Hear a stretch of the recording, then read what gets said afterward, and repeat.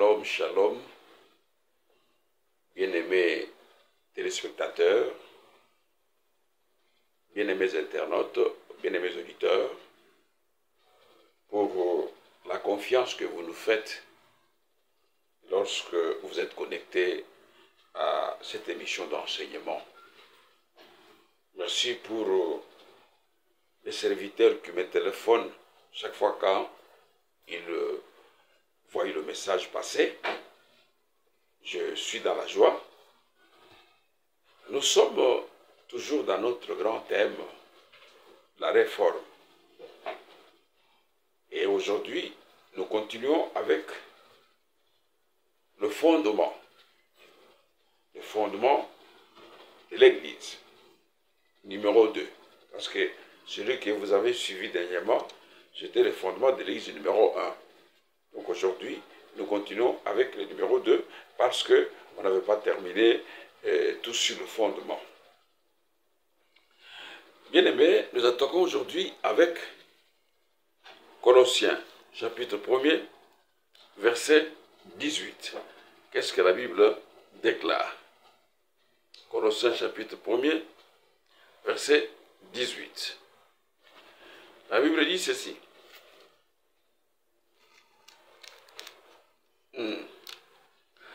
Et il est la tête du corps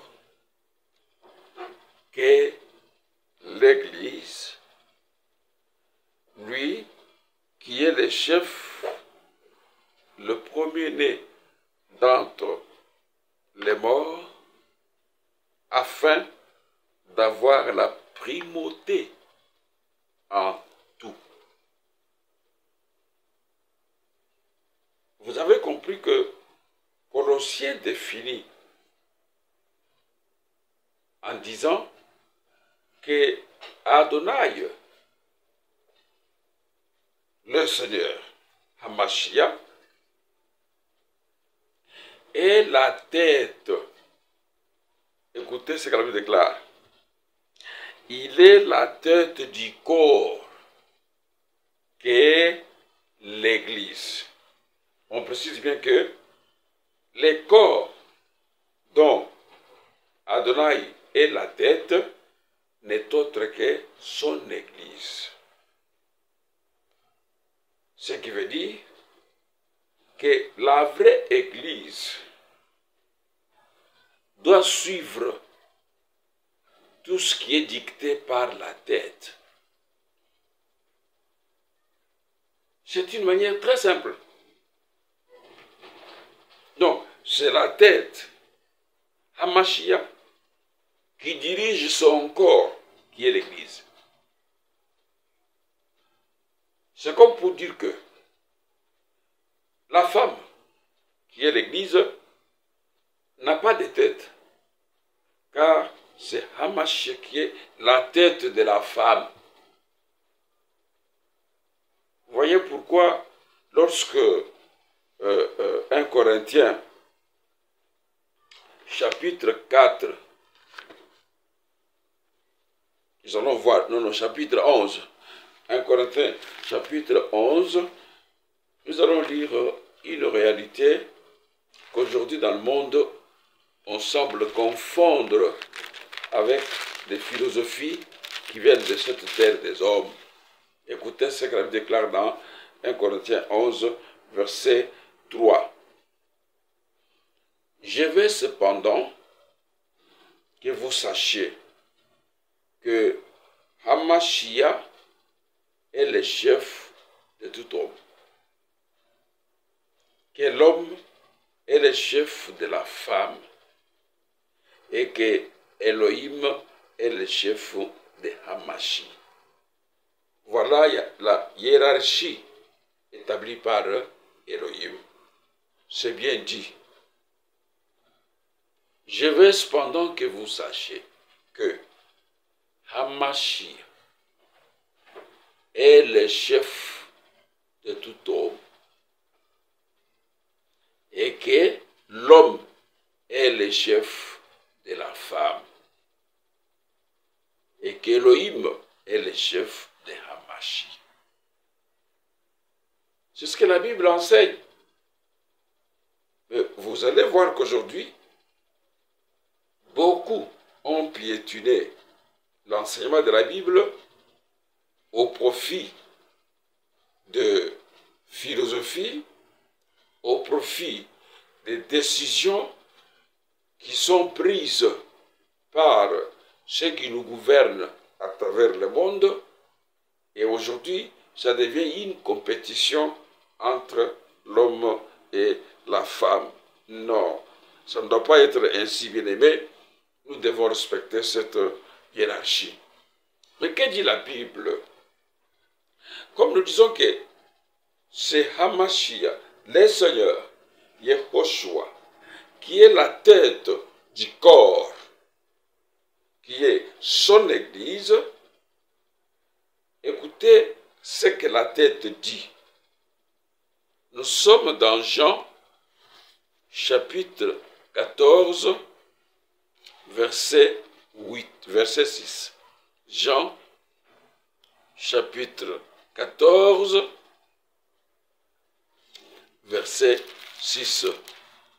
Ce sont des chapitres que vous connaissez, mais comme nous devons justifier ce que nous disons avec les Écritures, c'est pourquoi nous sommes obligés de les lire. Jean 14, 6 nous dit ceci. Yehoshua lui dit, c'est moi la voie,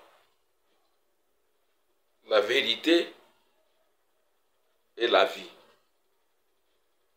Personne ne va au Père que par moi. Ça, c'est la version avec rampon. D'autres versions disent, je suis le chemin, la vérité et la vie. Ça, c'est aussi une autre vérité fondamentale parmi les fondamentaux du salut, que la réforme vient pour rendre visible. C'est ça aussi, les sujets que la réforme vient pour définir. Yehoshua dit, je suis le chemin, la vie et la vérité. Les trois choses fondamentales pour toutes les églises de la terre. Il ne dit pas que je suis un chemin, comme s'il y en a plusieurs. Soit une vie, comme s'il y en a plusieurs. Tout ce qu'on fait dans le monde ici, ce n'est pas la vie. Une vérité, comme s'il y en a plusieurs. Parce que tout le monde dira que non. Mais en tout cas, en vérité, je vous dis, vous savez, je n'ai pas fait ceci. Ça, ce ne sont pas des vérités. C'est pourquoi il dit, il précise, mais il dit, je suis l'article défini. Je suis le chemin, la vérité, la vie. Et il dit, nul ne vient au Père que par moi. Ce qui veut dire que Yehoshua est le seul chemin qui mène à Elohim, qui mène à El Shaddai. Il n'y a pas l'autre chemin qui mène à Elohim, le Créateur. Donc, l'unique chemin qui mène vers Adonai, Elohim, c'est Yehoshua Hamashi. Ce qui veut dire que, en cette matière, nous ne devons pas, nous les disciples, prononcer cet adage qui a toujours dit que tout chemin mène à Rome. Non, c'est un passage qui parle aussi de certaines prophéties qui montreront, même dans l'avenir, même dans les histoires qui regardent la tribulation, la grande tribulation, les épreuves, des histoires que vous savez que toutes choses mèneront vers Rome. Mais pour ce qui est de la vie ou le chemin qui doivent mener vers le Créateur qui est Elohim El Shaddai, c'est seulement par Yehoshua qu'on doit entrer, pas par une autre voie. Parce qu'aujourd'hui, le monde s'est constitué encore beaucoup de voies. Et il vous dit que non, toute voie mène toujours à Elohim. Non, ça c'est la philosophie des hommes, tu vois, et des hommes de science, des philosophes qui essaient un peu d'embrouiller le monde pour voir que non, écoutez, ce n'est pas seulement par Yehoshua qu'on peut aller par Elohim. Non, non, il y a aussi d'autres chemins qui peuvent amener et qui peuvent mener vers Elohim. C'est faux et archi faux pour nous qui croyons à la Bible. Alors, bien-aimés dans l'Adonai, vous allez remarquer que, comme il y a le seul chemin, nous, les ministres de la parole, à travers le monde, nous devons montrer aux disciples ce chemin-là. Et nous devons nous effacer pour que les disciples marchent avec le vrai chemin qui est Yehoshua HaMashiach. Comme je le répète toujours, nous sommes que des canaux qu'Adonai utilise pour permettre à ce que le monde se réconcilie avec lui par le truchement des ministres de la parole. Mais vous allez vous étonner qu'aujourd'hui, le ministre veut prendre la place de Yehoshua, ils veulent être vénérés, ils veulent être, comment dirais-je, adorés. Il y a même des disciples qui se prosternent devant les conducteurs. Tout ça, c'est vraiment les erreurs graves. C'est pourquoi nous disons, il faut que tout ce monde-là revienne à la réforme. De nos jours,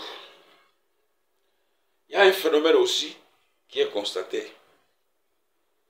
C'est la guerre entre les églises.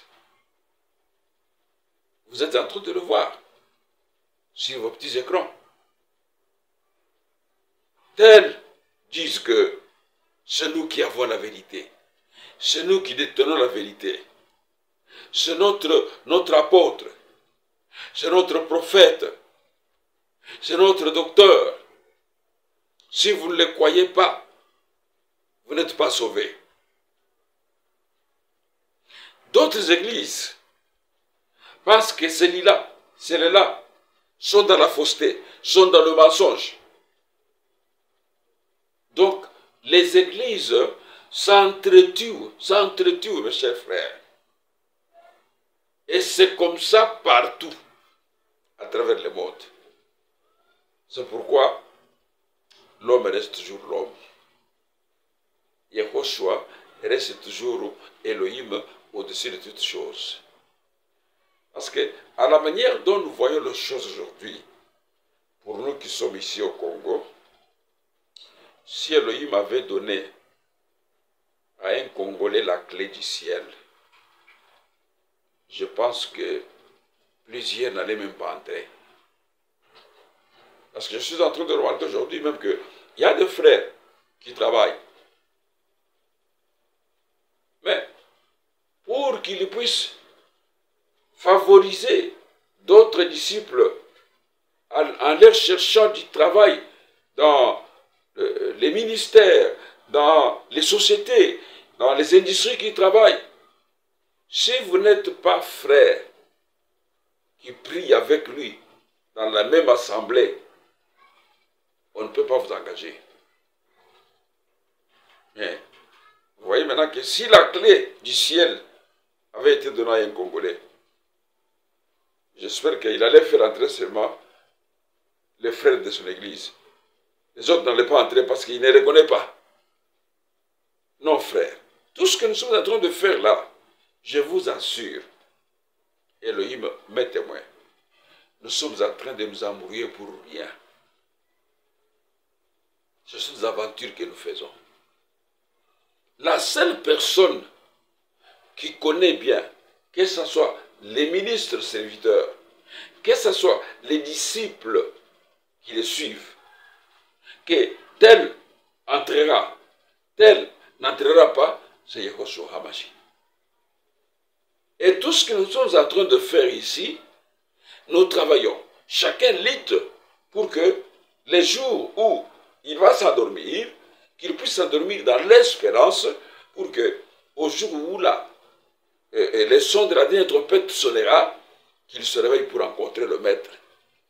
Je vous assure, personne d'entre les hommes, personne d'entre les serviteurs, même les ministres, n'a le pouvoir de fermer le ciel aux autres, n'a le pouvoir de se frapper la poitrine que c'est nous, notre Église, qui nous sommes dans la vérité et que les autres sont dans le fausseté. Non, frères. Travaillons. Ce qui est très important, c'est de suivre les Écritures, c'est de suivre l'enseignement du Maître. L'assurance que nous avons, c'est quand on reste dans l'enseignement du Maître qu'il a enseigné et dont les disciples ont véhiculé, que nous appelons les apôtres. Et que si aujourd'hui nous sommes dans cette parole, nous marchons tel que cette parole-là nous exige, nous vivons, nous marchons dans l'espérance. Évitons ces histoires-là de non, ne sont pas dans la vérité, et ce sont des païens, et ne sont pas comme ça. Frères, vous faites des aventures. Alors, cette guerre-là est tellement dure à travers le monde. Faire de telles allégations revient à affirmer, sans le vouloir, que la vérité vient de commencer qu'avec nous. Maintenant, si tel est le cas, ceux qui ont vécu au 1er siècle, au 2e, jusqu'au siècle finissant, sont-ils dans la vérité? Sont-ils sauvés ou ne sont-ils pas sauvés? Alors vous comprenez qu'il y a certaines allégations que nous sommes en train de faire qui nous disqualifient nous-mêmes d'abord. La vérité n'a pas commencé qu'avec nous, même avec vous. Mais aujourd'hui, nous sommes en train de nous battre pour revenir sur le message que le Seigneur avait prêché et que les apôtres ont véhiculé. C'est là que nous voulons que chacun de vous comprenne que pour s'identifier et se dire que oui, néanmoins, je peux dire que je marche dans la vérité, qu'on vous retrouve sur le message qui avait été enseigné par les maîtres du salut et véhiculé par ses envoyés dont il a dit, vous êtes témoins de ces choses. C'est ça, l'Église. Je voudrais qu'on prenne un peu 1 Timothée, chapitre 3, versets 14 à 16. Ok. 1 Timothée 3, 14 à 16. On dit ceci. Je t'écris ces choses avec l'espérance d'aller bientôt vers toi. Mais si je tarde, tu sauras comment il faut se conduire dans la maison d'Élohim, qui est l'église du Dieu vivant, la colonne et l'appui de la vérité. Le verset 16. Et sans contredit, le mystère de la piété est grand.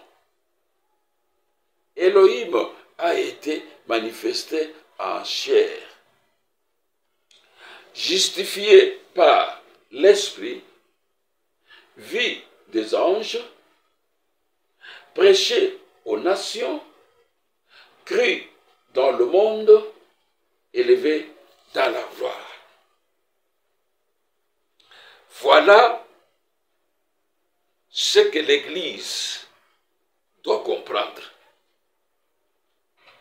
Ça, c'est aussi la vérité fondamentale qui ne peut pas être ni bougée, ni modifiée, ni changée.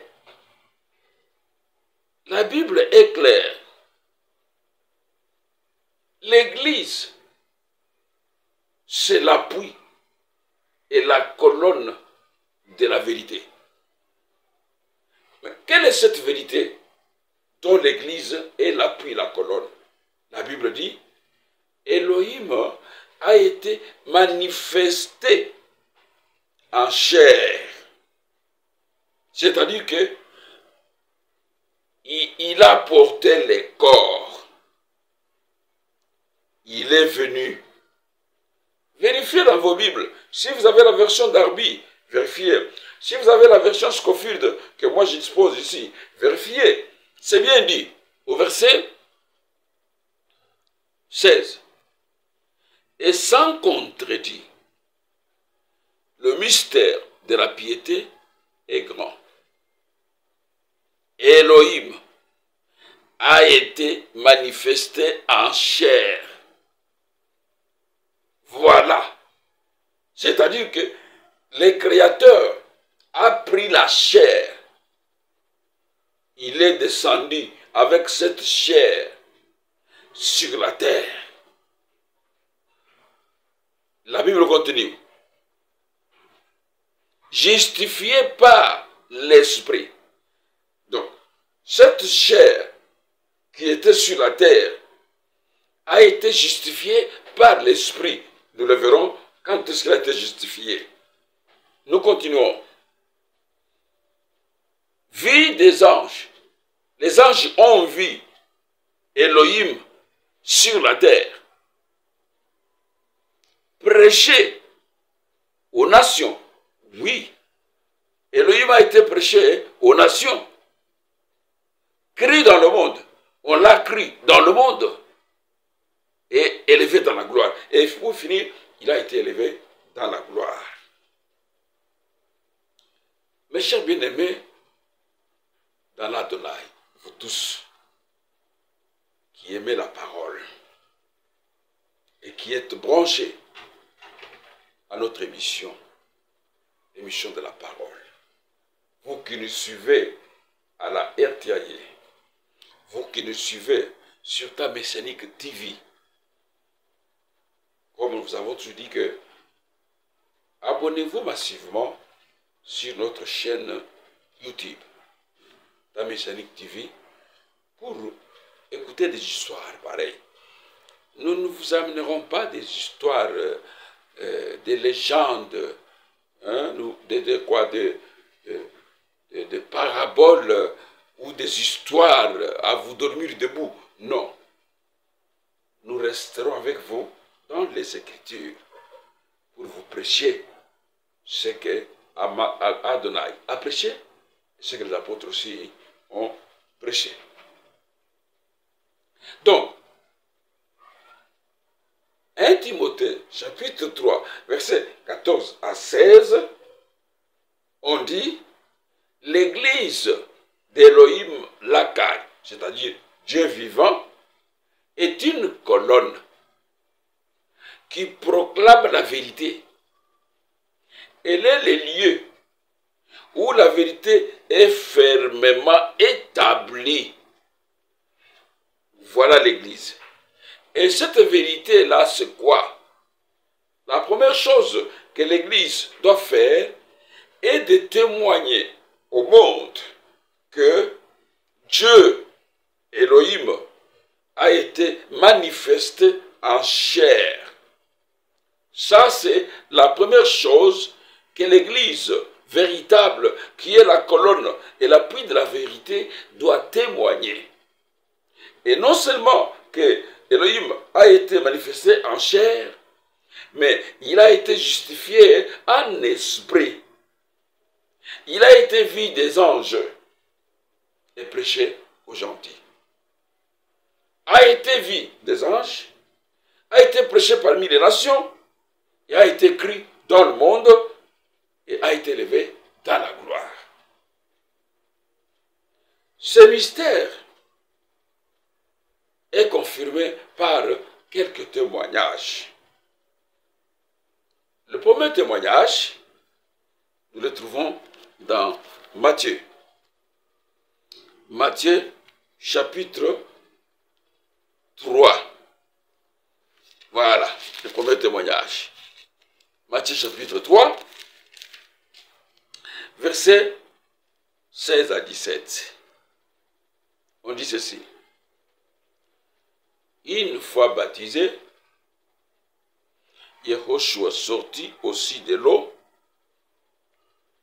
Voilà que les cieux s'ouvrirent pour lui, et il vit l'esprit d'Élohim qui descendait comme une colombe et venait sur lui.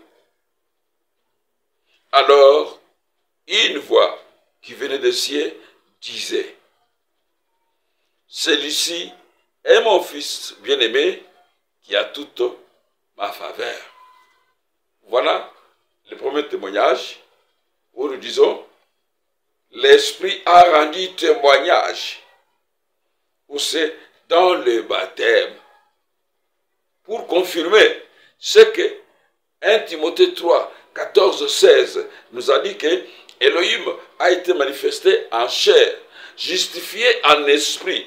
Écoutez comment l'esprit les justifie dans les eaux du baptême. Les baptêmes dont certaines personnes aujourd'hui ne veulent pas aller dans les eaux du baptême pour recevoir les baptêmes. Pendant que celui qui lui dit servir est allé se faire baptiser dans le Jourdain. Il n'a pas dit que non, parce que je suis le sauveur de l'humanité, je ne peux pas m'humilier pour aller dans les eaux, je dois rester chez moi à la maison, j'invite quelques gens qui viennent me baptiser. Non, non, il est allé dans le Jourdain.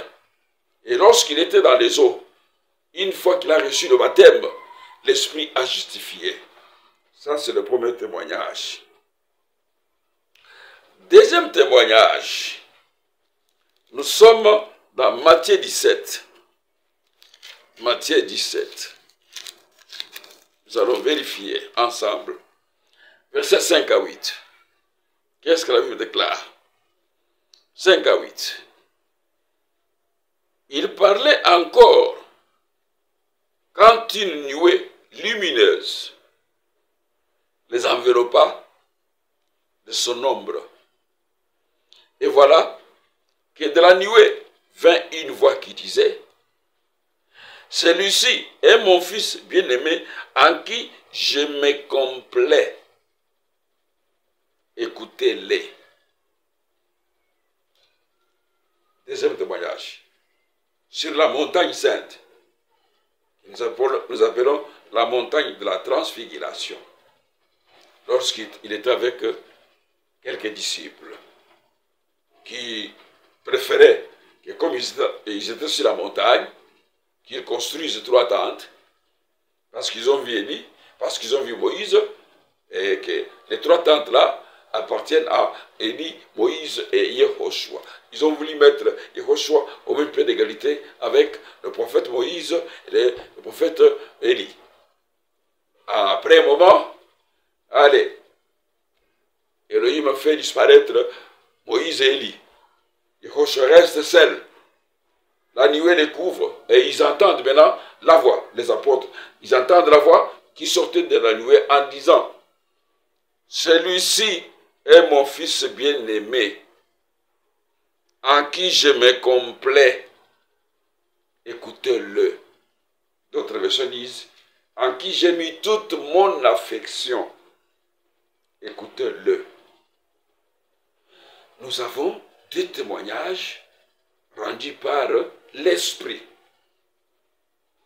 La Bible dit, vie des anges.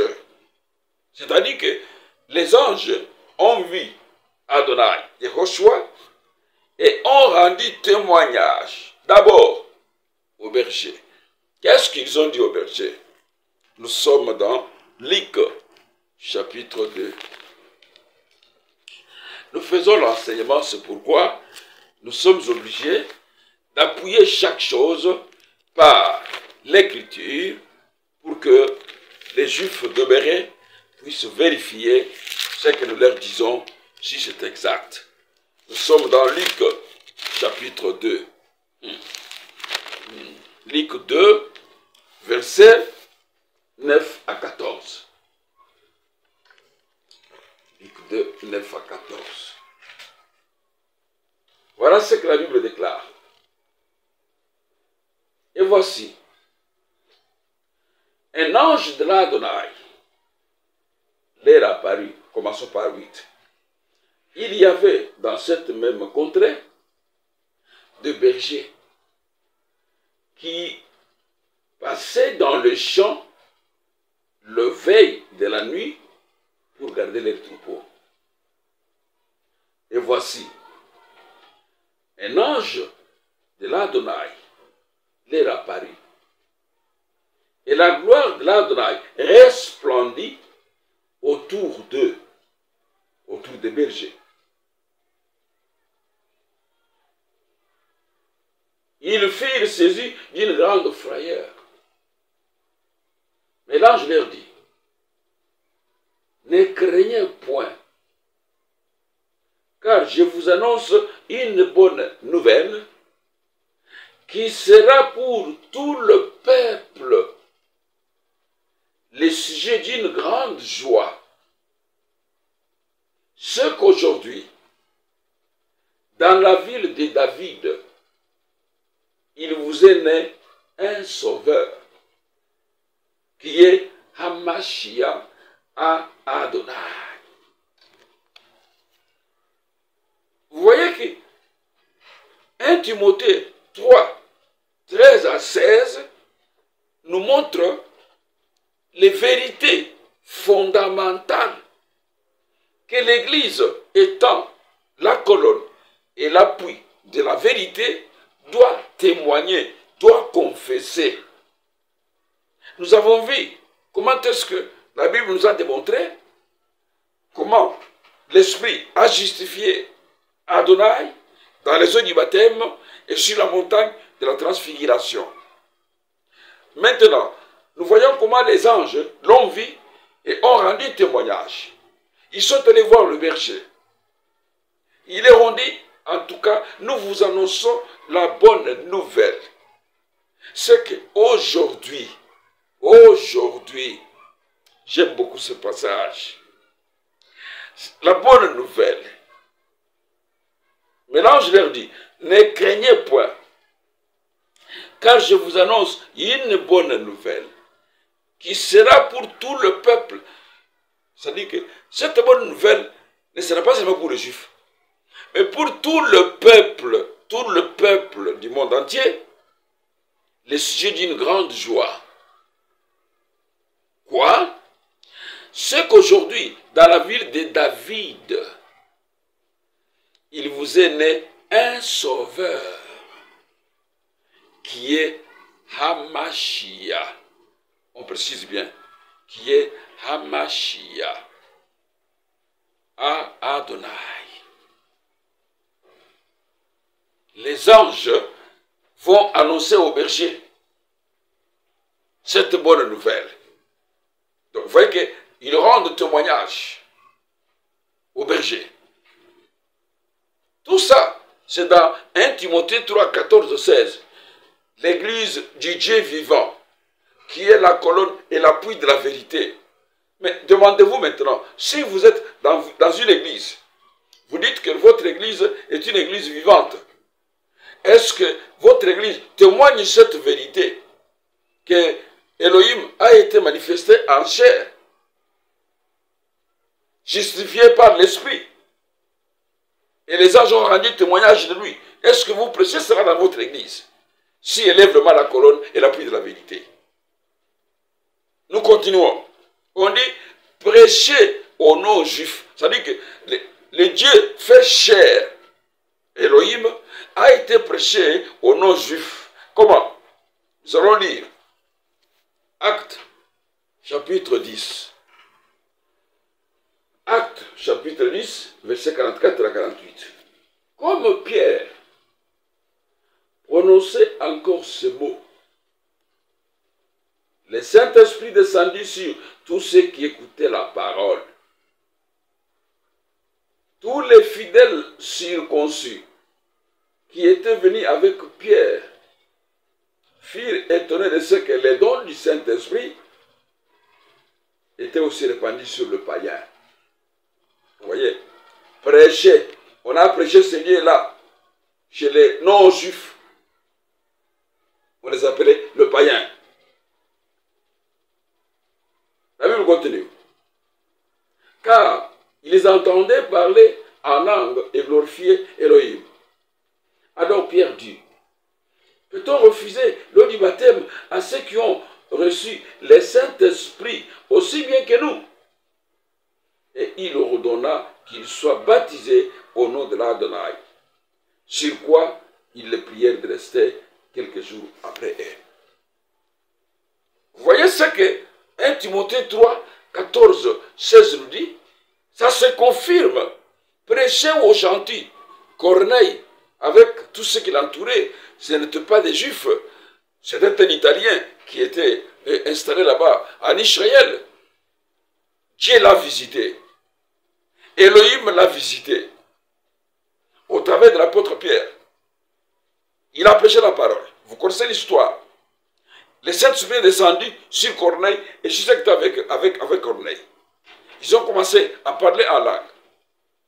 Maintenant, quand les Juifs, comme ils croyaient que le problème du salut, c'était seulement leur problème, ça ne pouvait aller chez le païen, ils commencent à engueuler Pierre.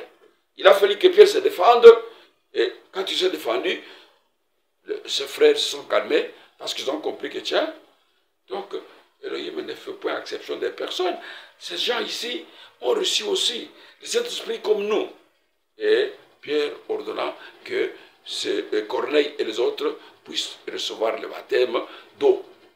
Je dis toujours, je répète toujours, si vous refusez le baptême d'eau, dans les eaux, les gens comme des Corneilles là, ce n'étaient pas des petits messieurs.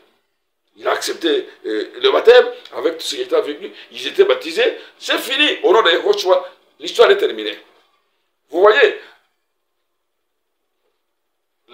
comment dirais-je, les gentils ont été enseignés. Ce n'est pas tout. On dit, crie dans le monde. Prenons aussi Actes chapitre 5. Nous allons voir comment est-ce que le Dieu fait chair, Elohim fait chair, a été écrit dans le monde. Nous sommes dans Actes chapitre 5. Nous prenons le verset 12 à 14. Voilà. Beaucoup de miracles et de prodiges se faisaient au milieu du peuple par les mains des apôtres. Ils se tenaient tous ensemble au portique de Salomon. Et aucun des autres n'osait se joindre à eux. Mais le peuple les louait hautement. 14. Le nombre de ceux qui croyaient à l'Adonai, hommes et femmes, augmentait de plus en plus. Vous voyez, cru dans le monde. Voilà comment la Bible nous montre comment est-ce que les gens du monde ont cru à Elohim. Pour accomplir 1 Timothée 3, 14, 16. Peut-être que vous avez toujours lu, mais vous ne comprenez pas. Oui, par la petite grâce qu'Adonai nous a accordée, nous mettons à votre profit cette petite grâce pour que vous puissiez comprendre certaines choses. Peut-être que vous avez compris d'une autre manière hier, mais qu'avec cette petite grâce, vous pouvez aussi comprendre, et les écailles peuvent tomber, et vous dites, ah bon, ce verset-là, mais je l'ai minimisé. Or que c'est un verset qui a des vérités fondamentales cachées au-dedans. Cru dans le monde, qui Elohim a été manifesté en chair. Et quand on dit que Elohim a été manifesté en chair, Les gens ne veulent pas croire que celui qui était venu sur la terre, qui a été cloué, était lui-même Elohim. Non, non. Ils disent que non, Elohim ne peut pas se faire humilier comme ça, comme il y a d'autres religions qui disent que non, il ne peut pas se faire humilier. Non. Il fallait qu'il soit humilié parce qu'il avait besoin de sauver l'homme que je suis, l'homme que tu es. Même si tu refuses de croire aujourd'hui que non, pour toi, il ne peut pas se faire humilier. Mais je te dis, la Bible est là, il devait se faire humilier. Tout ça était dans son plan. Cru dans le monde. Ce n'est pas tout. Élevé dans la gloire. Ça, c'est le verset de 1 Timothée, chapitre 3, verset 14 à 16, qui décortique toutes ces choses que nous sommes en train de développer. Nous allons voir comment il a été élevé dans la gloire. Acte, chapitre 1er. Voilà. Acte, chapitre 1er. Nous prenons le verset 1 jusqu'au verset 9. La Bible dit ceci. Ça, c'est Luc, bien-aimé, notre bien-aimé Luc, qui écrit Théophile. J'ai parlé dans mon premier livre de tout ce que Yahushua a commencé à faire et d'enseigner dès le commencement. Jusqu'au jour où il fut enlevé au ciel. Après avoir donné ses ordres par le Saint-Esprit aux apôtres qu'il avait choisis. Après qu'il eut souffert, il leur apparut vivant et leur en donna plusieurs preuves, se montrant à eux pendant 40 jours et parlant des choses qui concernent le royaume d'Élohim. Comme il se trouvait avec eux, il leur recommanda de ne pas s'éloigner de Jérusalem, mais d'attendre ce que le Père avait promis, ce que je vous ai annoncé, leur dit-il. Car car Jean a baptisé d'eau. Mais vous, dans peu de temps ou dans peu de jours, vous serez baptisés du Saint-Esprit. Alors les apôtres réunis lui demandèrent, Adonai, est-ce en ce temps que tu rétabliras le royaume d'Israël? Il leur répondit, ce n'est pas à vous de connaître le temps ou le moment que le Père a fixé de sa propre autorité. Mais vous recevrez une puissance, le Saint-Esprit survenant sur vous, et vous serez mes témoins. J'aime beaucoup ce verset. Vous serez mes témoins à Jérusalem, dans toute la Judée, dans la Samarie et jusqu'aux extrémités de la terre. Après avoir dit cela, écoutez maintenant, il fut élevé pendant qu'il le regardait et il nuait les déroba à leurs yeux. Voilà comment Adonai, Dieu fait chair, après avoir fait tout ce que nous venons de parler, il a été élevé dans la gloire. Chers bien-aimés, vous tous qui suivez cette émission, si vous êtes une église véritable et que vous êtes la colonne et l'appui de la vérité, vous devez retrouver cette vérité fondamentale au-dedans. Que le ministre qui dirige les églises, si réellement ils savent quand même que non, nous appartenons à une église d'Elohim, l'Akai, qui est une colonne et l'appui de la vérité, cette église-là doit témoigner ces choses. La première chose, que Dieu a été manifesté en chair. Voilà. Donc, Elohim a été manifesté en chair. C'est-à-dire qu'il a pris le corps. Il est descendu sur la terre Parce qu'il devait sauver son peuple de ce péché. Il ne pouvait pas sauver le peuple de ce péché par l'esprit. Non. Il fallait que le sang coule. C'est pourquoi on dit Elohim a été manifesté en chair. L'Église doit confesser cela. C'est une vérité fondamentale. 2. Il a été justifié par l'Esprit. Ce même Dieu-là. Nous avons dit, aux eaux du baptême et à la montagne de la transfiguration, il voit ses filles entendre. Celui-ci est mon fils bien-aimé, à qui j'ai mis toute mon affection. 3. Il a été rendu témoignage par les anges. Ils sont allés voir les bergers pour leur dire, nous vous annonçons la bonne nouvelle. Aujourd'hui, dans la ville de David, il vous est né un sauveur. Un sauveur là, qui n'est pas seulement pour les Juifs, mais un sauveur pour tout le peuple. Et enfin, ce n'est pas enfin d'abord, il a été cru par le païen. Nous l'avons vu chez Corneille. Il a été cru dans le monde, même chez les Juifs. Nous avons vu comment les apôtres ont prêché, des miracles se sont faits, et puis il y a eu beaucoup d'âmes qui ont accepté l'évangile. Et enfin, il a été élevé dans la gloire. Si ces choses-là sont prêchées dans votre église, vous êtes une véritable église, une meilleure église. Et là, les seigneurs de l'église voient que cette église est en train de prêcher mon évangile. Donc, dans tous ces passages, nous avons tout sur le fondement de l'église. Et la vraie église doit toute la vie propager ce message.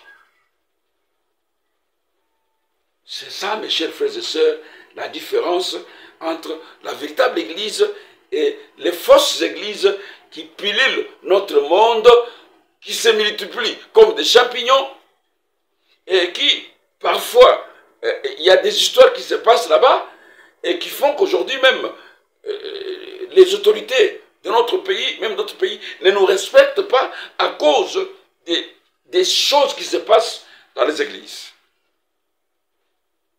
Mais là, je profite aussi de l'occasion pour m'adresser aussi aux autorités.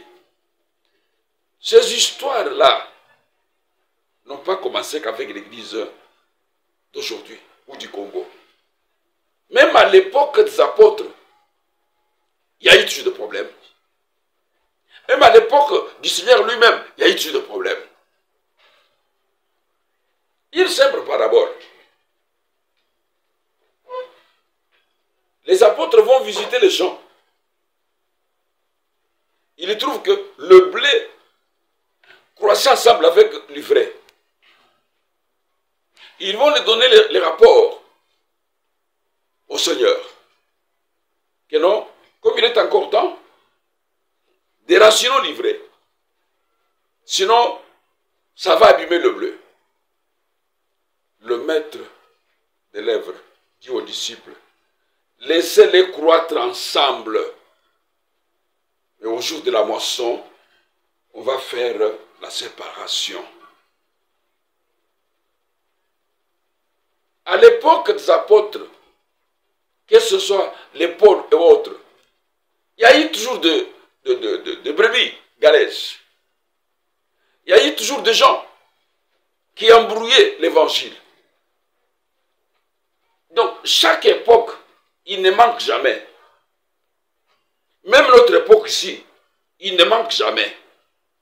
Mais vous ne pouvez pas prendre tous les pasteurs, les mettre dans un même bassin pour dire que non, ils sont mauvais, voilà ce qu'ils font, voilà ce qu'ils font.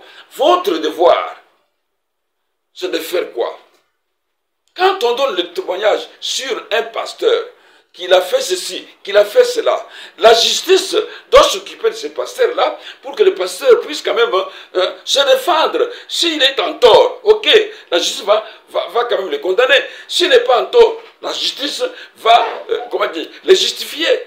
Mais ce n'est pas prendre tous les pasteurs, toutes les églises, le mettre dans le même bassin. Chère autorité, c'est une erreur grave. Les histoires de la parole, c'est un problème, comme je l'ai toujours dit, des convictions. Là, les gens, quand ils sont dans les histoires là, ils sont comme des fous. Ce qu'il faut, c'est suivre ou poursuivre celui qui a commis des gaffes. Vous, l'État, vous les poursuivez.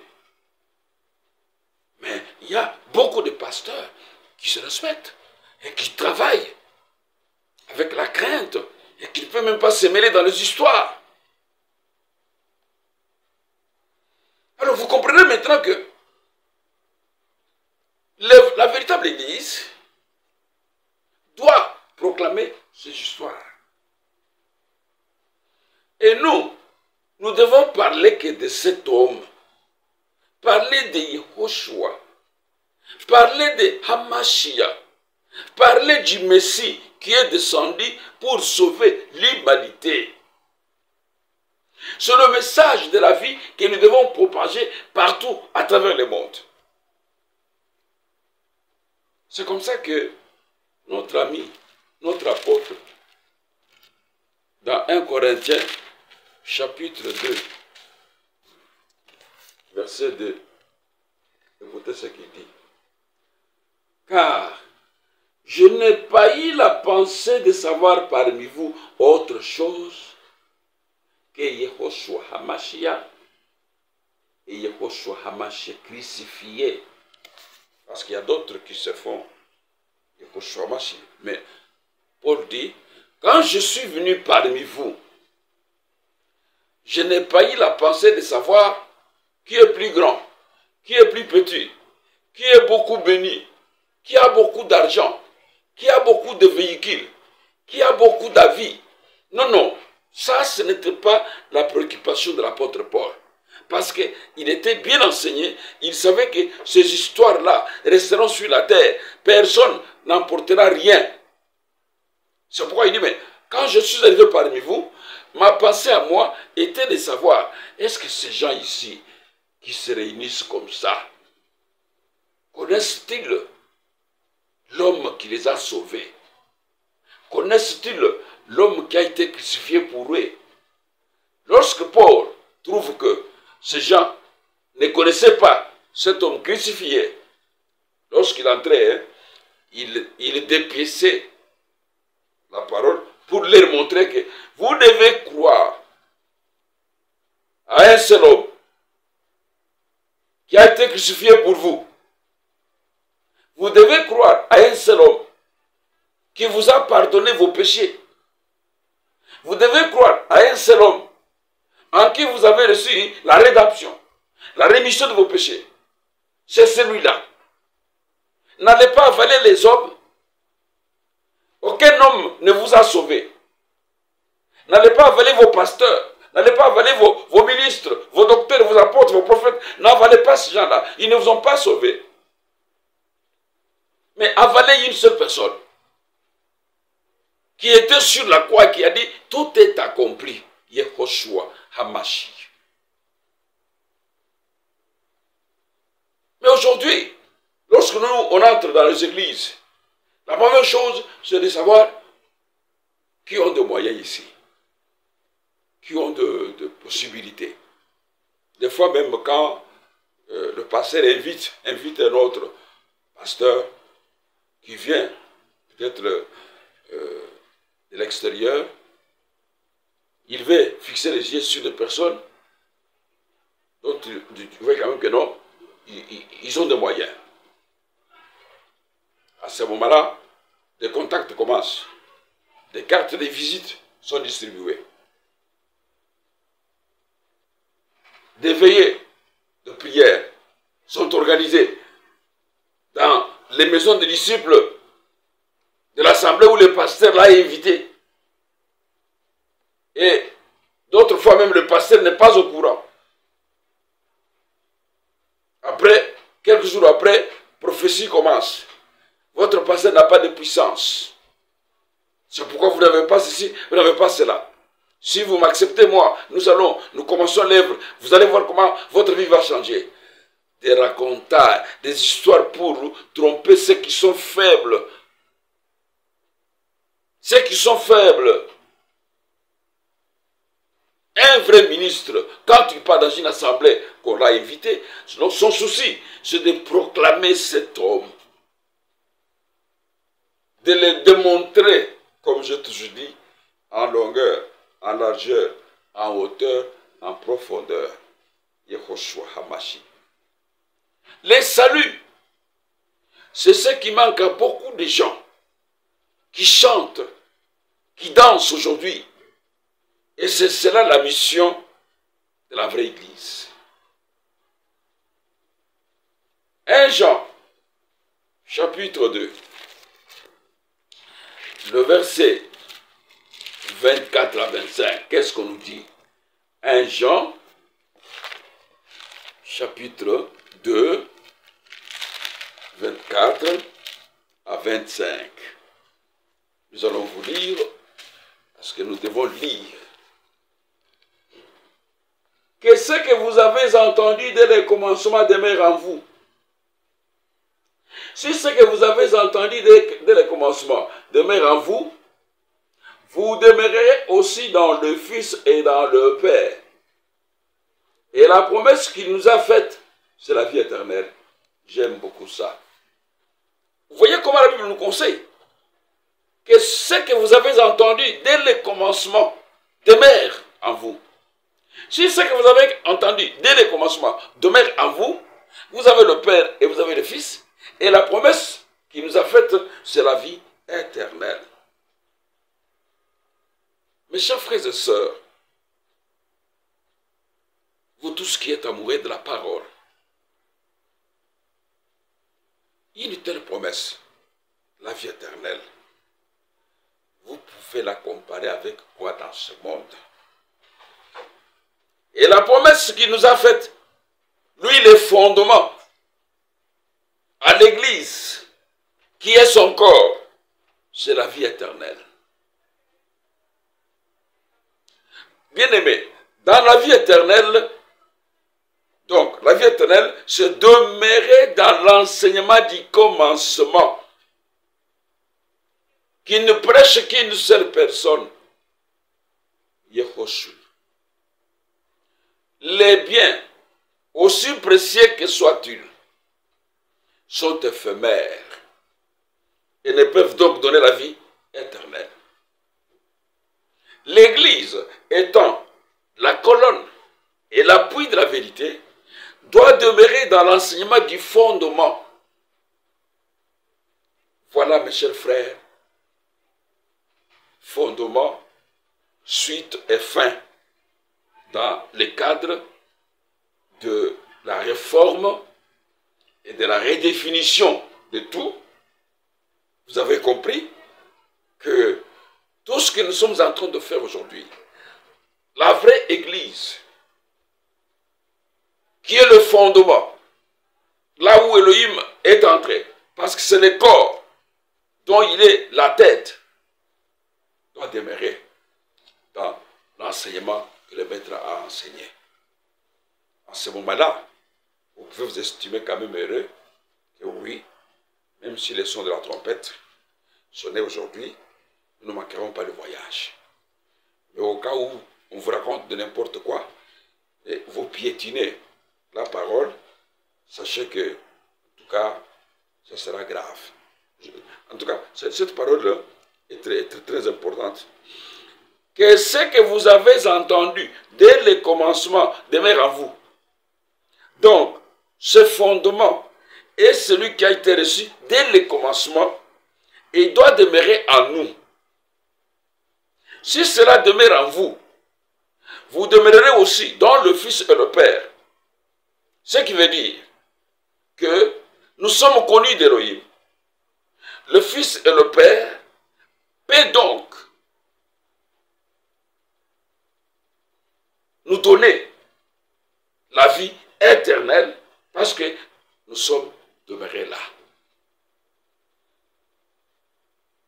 vie éternelle se demeurer dans l'enseignement du commencement.